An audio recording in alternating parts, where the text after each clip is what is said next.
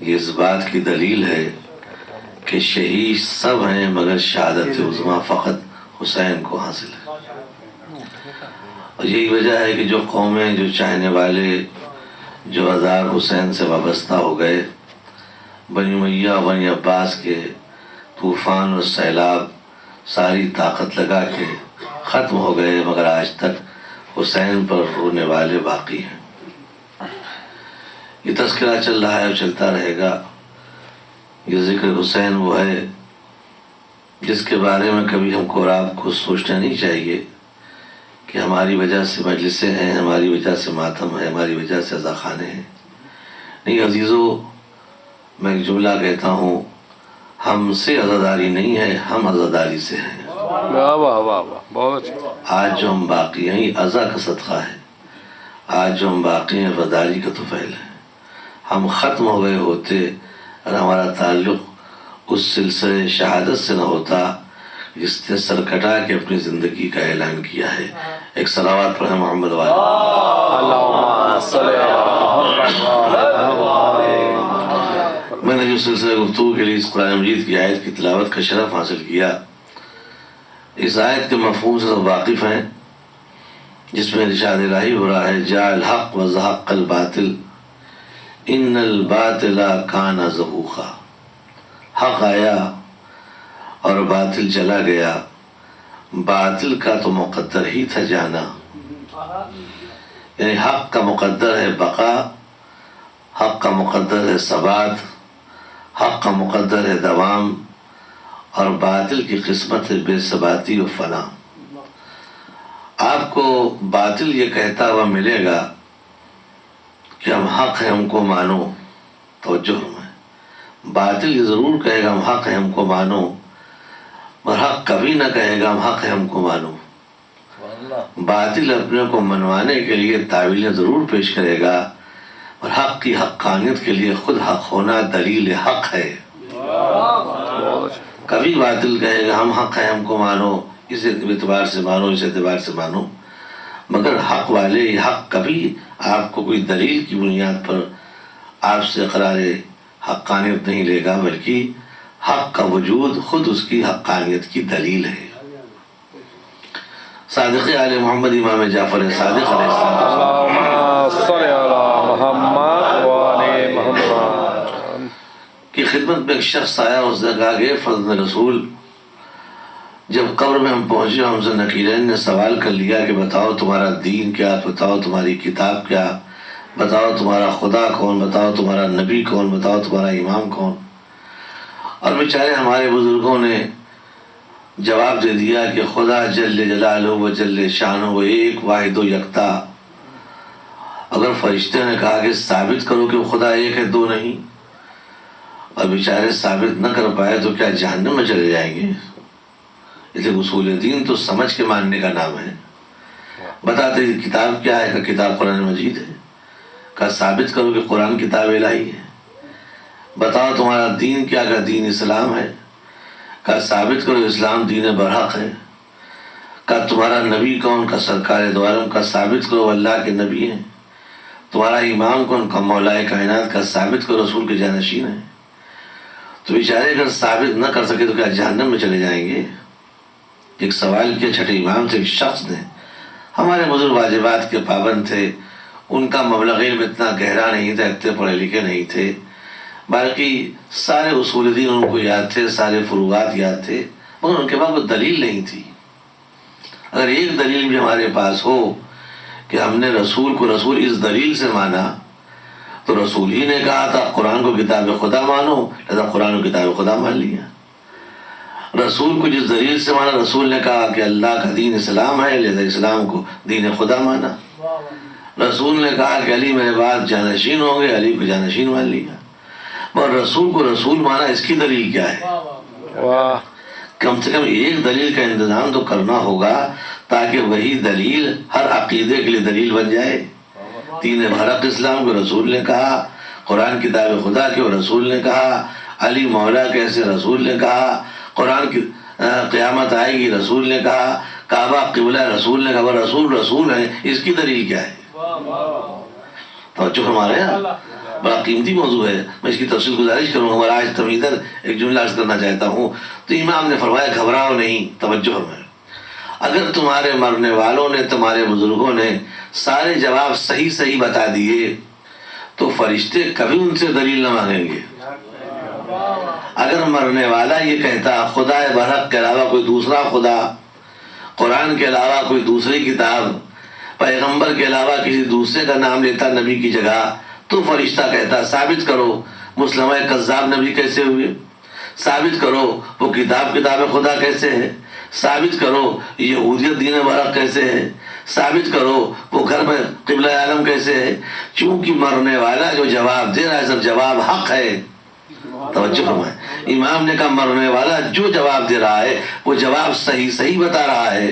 تمہارا خدا کون جل جلالہ جل شانہ حق ہے، تمہارا دین کیا اسلام حق ہے، تمہاری کتاب کیا قرآن حق ہے، تمہارا نبی کون پیغمبر حق ہے، تمہارا امام کون مولا کائنات حق ہے۔ چونکہ جو جواب دے رہا ہے سب جواب حق حق بتا رہا ہے، تو ادھر سے آواز آئے گی چونکہ میرے مرنے والے نے سب جواب صحیح صحیح بتایا، لہذا صحیح جواب کی برکت یہ ہے کہ اس سے دلیل نہ مانگی جائے۔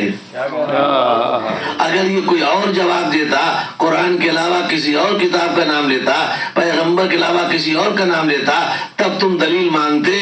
چونکہ جو جواب دے رہا ہے یہ جواب حق بتا رہا ہے، یہ باطل نہیں ہے۔ اور سنو، باطل محتاج دلیل ہوتا ہے، حق محتاج دلیل نہیں ہوا کرتا ہے۔ صلوات پڑھیں محمد والے۔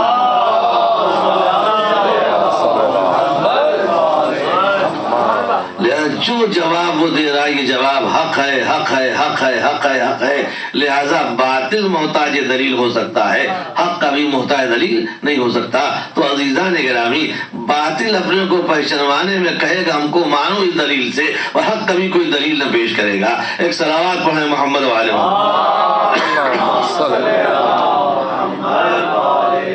اسی لیے مولا کائنات علی بن ابی طالب علیہ السلام جب صفین کے میدان سے پلٹ کے آ رہے تھے تو راستے میں تاریخ لکھتی ہے مولا کی ملاقات ایک شخص سے ہوئی، اور اس شخص نے مسکرا کے کہا یا علی، دیکھیے ہم نے صفین میں آپ کے مخالف گروپ کا ساتھ نہیں دیا، میں آپ کے مخالف کیمپ کے ساتھ نہیں تھا۔ تو مولا نے مسکرا کے کہا اگر تم نے مخالف کا ساتھ نہیں دیا تو میرا بھی تو ساتھ نہیں دیا۔ تو اس کے معنی یہ ہوئے جو یہ چاہتے ہیں کہ باطل کے ساتھ بھی حق کے ساتھ بھی رہے، وہ دونوں کو دھوکہ دے رہے ہیں۔ حق کی وابستگی کے معنی یہ ہے کہ حق سے وابستہ ہونا ہوگا اور باطل کو چھوڑنا ہوگا۔ ایک صلوات پڑھیں محمد والے۔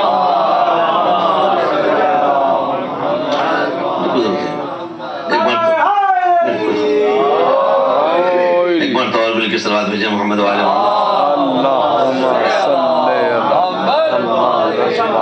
کبھی کبھی کچھ لوگ آپ کو میں بھی ان کے ساتھ بھی ان کے ساتھ، یہ اسلام نہیں ہے، نہ وہ باطل کے ساتھ وہ حق کے ساتھ ہے۔ مولا میں آپ کے مخالف گروپ پہ نہیں تھا، اگر ان کے خلاف نہیں تھے تو میرے ساتھ تو نہیں تھے۔ مولا نے پہلے ہی فیصلہ کر دیا۔ جیسے اکثر آپ لوگ ملیں گے، اگر ہم نماز نہیں پڑھتے، روزہ نہیں رکھتے تو ٹھیک ہے، جھوٹ تو نہیں بولتے، کسی کا حق تو نہیں مارتے، لہذا نہ رحمان کی بندگی کریں نہ شیطان کی بندگی کریں گے۔ اس کا نام صراط مستقیم نام ہے۔ رحمان کی بندگی کرنا ہوگا، شیطان کو چھوڑنا ہوگا۔ اسی ہاں اور نہیں کے بیچ کے راستے کو صراط مستقیم کہتے ہیں، جو اللہ اور اللہ کے بیچ سے گزر جائے۔ باطل کو چھوڑنا ہوگا، حق کے ساتھ چلنا ہوگا۔ ایک صلوات پڑھیں محمد والے۔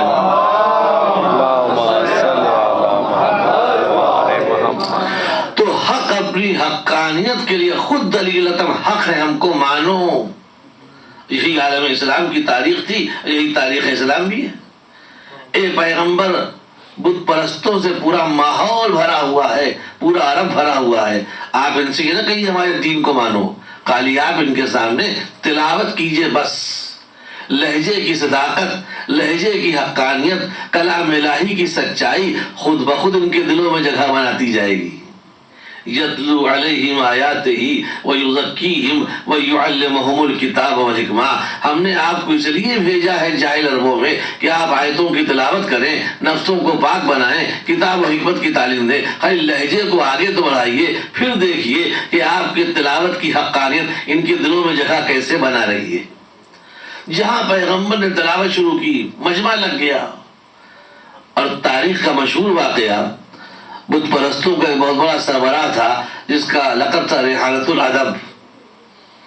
وہ رات کے سناٹے میں جب پیغمبر قرآن کی تلاوت کرتے چھپ کے سنتا تھا اور بڑا کیف اور بڑی فرحت اور بڑا سرور محسوس کرتا تھا.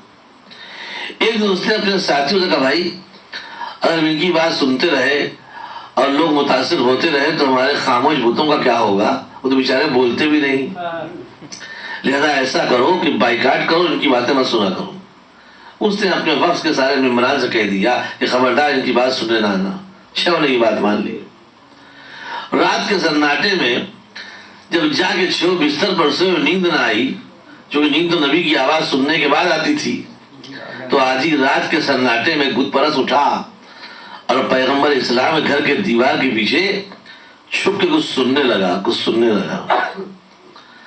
ابھی وہ سن ہی رہا تھا کہ اس کو کچھ دور پر ایک سایہ حرکت کرتا ہوا نظر آیا کہ یہ کون ہے. اب دیکھا تو اسی کمیٹی کے دوسرے صاحب انہوں نے طے کیا تھا کہ ان کی بات نہیں سنیں گے. اب آگے نظر کی وہ تیسرے صاحب، وہ چوتھے صاحب، آخر میں دیکھا جس نے یہ تجویز رکھی تھی کہ کوئی ان کی آواز نہ سننے آئے وہ بھی موجود. کہا بھائی آپ نے تو پلاننگ بنائی تھی کہ ان کی آواز نہ سنیں گے، آپ بھی موجود ہیں. کہا کیا بتائیں. جب رات میں جا کے بستر پر لیٹے اور چاہ کے نیند نہیں آ رہی تھی. جو فرحت، جو سکون اس کی آواز سننے کے بعد محسوس ہوتی ہے وہ آج تک محسوس نہیں. دل نے بے چین کر دیا، بالآخر سننے کے لیے چلے آئے.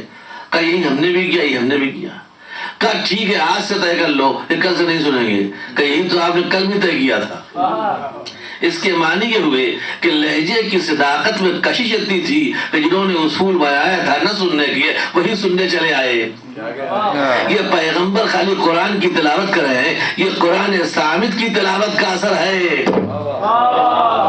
اب پہچانیے جب قرآن ناطق کے فضائل بیان ہوں گے تو کیا مجمع بڑھتا نہ جائے گا؟ آج جہاں ذکر علی ہو رہا ہے مجمع بڑھتا جا رہا ہے، لوگ چلے آ رہے ہیں. کتنے فتوے دیے گئے، کتنے پہرے لگائے گئے، کتنی جانے گئی، کتنے گلے کٹے، مگر جہاں ذکر علی ہوا مجمع بڑھ رہا ہے. اس کے معنی یہ ہوئے یہ ذکر علی کی حقانیت ہے جو مجمع کو کھینچ رہی ہے. اب مجھے کہنے دیجئے کہ ذکر علی سماعتوں کی مجبوری کا نام ہے. ایک صلوات پڑھے محمد وعلی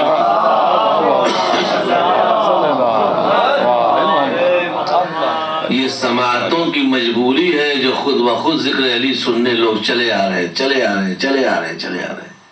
آپ نے غور فرمایا تو باطل محتاج دلیل ہے مگر حق محتاج دلیل نہیں ہے. حق کی حقانیت خود دلیل بن جائے گی. ہم کو مانو حق ہیں. پوری تاریخ یہی ہے، پورا اسلام یہی ہے اور پورا کردار آل محمد بھی یہی ہے. حضور سرور کائنات جناب محمد مصطفیٰ صلی اللہ علیہ وسلم اپنے تبلیغی مشن کا آغاز کیا تلاوت کلام پاک سے. اور یہی قرآن مجید تھا، توجہ، یہی قرآن مجید تھا جس کا ایک چھوٹا سا سورہ دیوار کعبہ پر لٹکا دیا گیا اور پیغمبر نے کہا دیکھو ہم قرآن کے کسی بڑے سورے کا جواب نہیں، ایک چھوٹے سورے کا جواب مانگ رہے ہیں. توجہ فرمائیے. واقعہ مشہور ہے اور ایک جملہ کہتا ہوں تاکہ آپ پہچانیے ہر دور کی مجلسیں، ہر دور کے مسائل کا حل کس طرح ہیں. سورہ کوثر انا اعطیناک الکوثر فصل لربک وانحر انا شانئک هو الابتر. کفار مکہ جواب دلا سکے؟ پیغمبر نے خالی علمی شاہکار پیش کیا تھا. توجہ چاہتا ہوں، پیغمبر نے خالی علمی کارنامہ پیش کیا. ہم تو علمی گفتگو کر رہے ہیں، ہم تو فکری باتیں کر رہے ہیں، ہم کچھ نہیں چاہتے، ہم خالی یہی چاہتے ہیں تم اس سورے کا جواب لے آؤ، ہم اپنا سورہ واپس لے لیں گے. وہ جواب دلا سکے مگر کیا کفار خاموش بیٹھے؟ علمی شاہکار رسول کے مقابلے میں جب جواب دلا سکے تو خاموش نہیں رہے، بدر میں لڑنے چلے آئے احد میں لڑنے چلے آئے، خندق میں چلے آئے، خیبر میں جھگڑا کیا۔ اس کے معنی یہ ہے کہ دشمن کی تاریخ یہ ہے کہ جب علمی شاہکار کا مقابلہ نہ کر سکو تو دہشت پھیلاؤ، ظلم کرو، تشدد کرو، پریشان کرو۔ یہی تو کل کی تاریخ تھی۔ پیغمبر نے کہا ہم علمی کارنامے کے مقابلے میں علمی شاہکار چاہتے ہیں، تمہیں چین نہ ہوا، بدر میں لڑنے آئے، احد میں لڑنے آئے، لڑنے آئے۔ اس کے بعد جب دشمن علمی کارنامے کا مقابلہ نہیں کر پاتی تو سوائے ظلم کے کوئی اور راستہ نہیں رہ جاتا۔ جو کل کی تاریخ تھی وہی آج کی تاریخ ہے۔ ہم تو مجلس میں بیٹھے ہوئے ہیں، کوئی بم مار رہا ہے، ہم مدرسے میں ہیں، کوئی میزائل پھینک رہا ہے۔ اس کے معنی میں اگر کل کے ظالم کو پہچان لیا ہے تو آج کے مظلوموں کو بھی پہچانتے چلے جاؤ۔ ایک صلوات پڑھیں محمد والے۔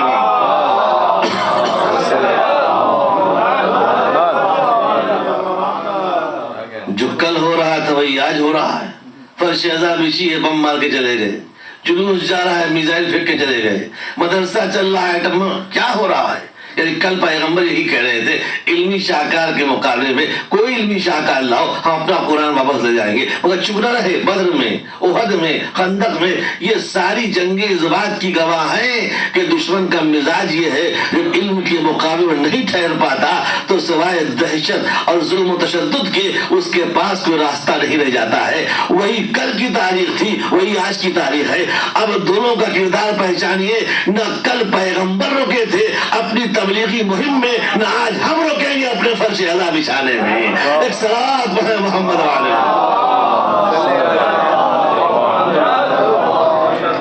ایک مرتبہ اور مل کے بھی صلوات بازر محمد والے۔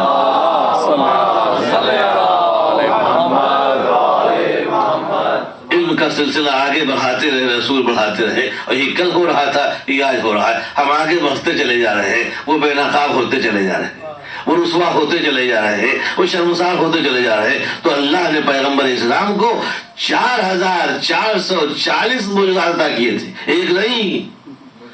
مگر جتنے معجزات پیغمبر کو دیے وہ معجزات رسول معجزات ہیں، مگر وہ کل معجزات تھے۔ آج ہمارے لیے ایک واقعہ ہو گیا۔ رسول نے چاند کو ٹکڑے کیا، جنہوں نے دیکھا تھا ان کے لیے معجزہ تھا، ہمارے واسطے معجزہ ہے، مگر چونکہ مشاہدے کی حد سے باہر نکل گیا تو معجزہ شق القمر ایک واقعہ ہے۔ پیغمبر کے ہاتھ پہ سنگریزے تسبیح پڑھتے تھے، جنہوں نے دیکھا وہ مسلمان ہوئے، اور آج کے دور میں سنگریزوں کا تسبیح پڑھنا ایک واقعہ ہے۔ آج کے دور میں درختوں کا تعظیم کے واسطے جھکنا ایک واقعہ ہے۔ تو پیغمبر گئے، معجزات چلے گئے، چونکہ مشاہدات کی حدوں سے باہر نکل گئے۔ اب آبزرویشن میں نہیں ہے کہ درخت بھی جھک رہا ہو، سنگریزے کلمہ پڑھ رہے ہو، چاند دو ٹکڑے ہو رہا ہو۔ یہی وجہ تھی کہ پروردگار عالم نے جس پیغمبر کو 4440 معجزات عطا کیے، اس نے تعلیمات پیغمبر کا مرقع پیش کیا تاکہ دنیا کو اندازہ ہو اب اگر محمد کو پہچاننا ہے تو ان معجزات سے نہ پہچانو، ان خدمات سے پہچانو جو پیغمبر نے خدمتیں پیش کر کے آج تک اسلام کو باقی رکھا ہے۔ ایک صلوات پڑھیں محمد والے۔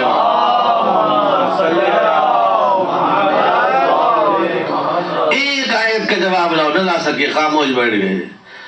اس کے معنی وہ کہہ رہے ہیں کہ بشر کا کلام نہیں، یہ خالق بشر کا کلام ہے۔ اب تو تم نے تسلیم کر لیا کہ ہم کیا کہہ رہے ہیں۔ تو یتلو علیہم آیاتہ، پیغمبر آیتوں کی تلاوت کر کے تو دیکھیے۔ پیغمبر آیت پر آیت پڑھتے جا رہے ہیں، لوگ اب نظریات کو بدلتے جا رہے ہیں۔ اب کیا الفاظ کا اثر ہوتا ہے۔ ایک جملہ کہوں، ارباب علم تشریف فرمائے، زمین کے صلوات بھیجیں محمد والے محمد۔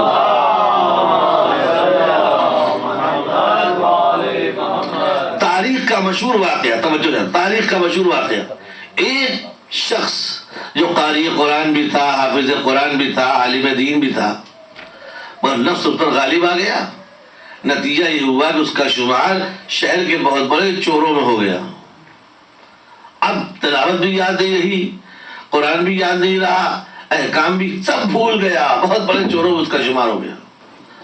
اور علماء تفسیر نے اس واقعے کو بڑی شدت کے ساتھ لکھا ہے، بڑی ذمہ داری کے ساتھ اس واقعے لکھا ہے۔ رات کے سناٹے میں وہ ایک انسان کے گھر میں پہنچا چوری کرنے کے لیے۔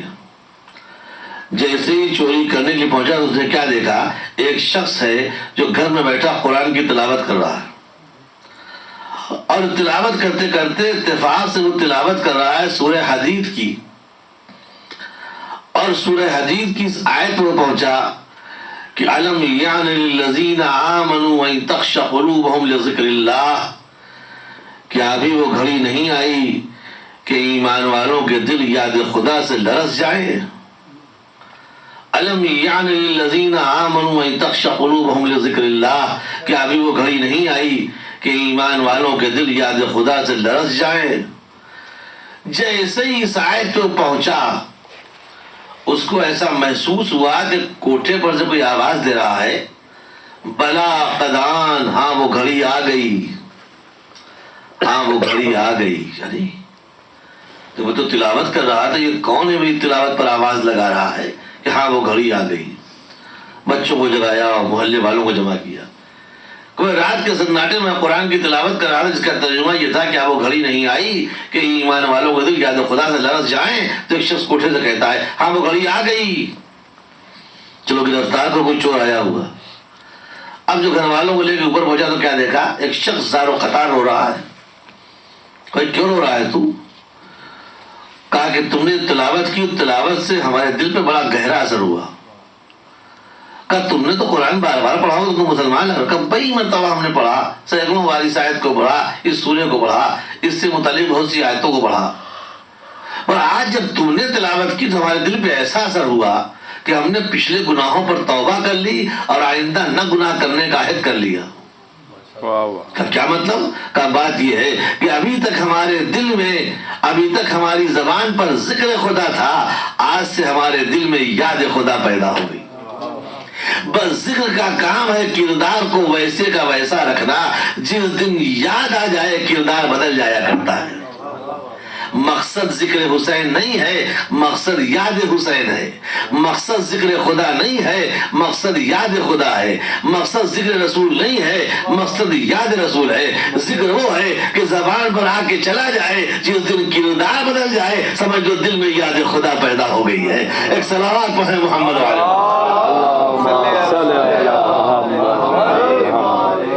اور چونکہ شب جمعہ ہے تو ایک لفظ میں کہنا چاہتا ہوں، ذکر الگ ہے، یاد الگ ہے۔ آج 1400 سال سے جو ذکر اہل بیت ہو رہا ہے، اس کا مقصد کیا ہے؟ یاد پیدا کرنا ہے۔ ذکر خدا کا مقصد ہے یاد خدا، ذکر رسول کا مقصد ہے یاد رسول، ذکر حسین کا مقصد ہے یاد حسین۔ ذکر کا کام یہ ہے زبان سے ہو، یاد وہ ہے جس دن دل میں پیدا ہو جائے کردار بدل جایا کرتا ہے، زندگی بدل جایا کرتی ہے۔ تو ذکر کا اثر الگ ہے، یاد کا اثر الگ ہے۔ اسی لیے دعائے کمیل میں مولا کائنات علی ابن ابی طالب علیہ السلام ارشاد فرماتے ہیں، یا من اسمہ دوا و ذکرہ شفا، یا من اسمہ دوا و ذکرہ شفا، اے پروردگار تیرا نام دوا کا کام کرتا ہے، تیری یاد شفا کا کام کرتی ہے۔ ایک صلوات پڑھیں محمد وعلیہ۔ مریض کو شفا چاہیے، مریض کو دوا نہ چاہیے۔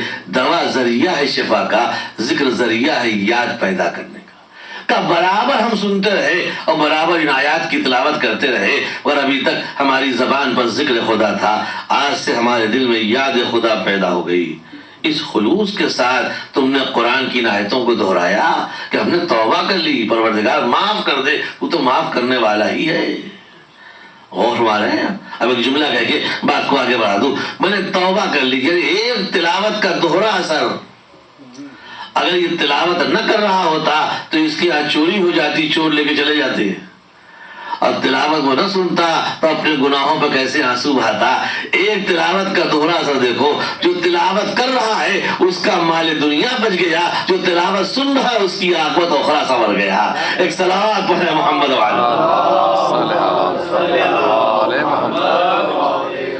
تو یتلو علیہم آیاتہ ویزکیہم ویعلمہم الکتاب والحکمہ، اے پیغمبر آپ کتاب و حکمت کی تعلیم دیجئے مگر آیتوں کی تلاوت کے ذریعے۔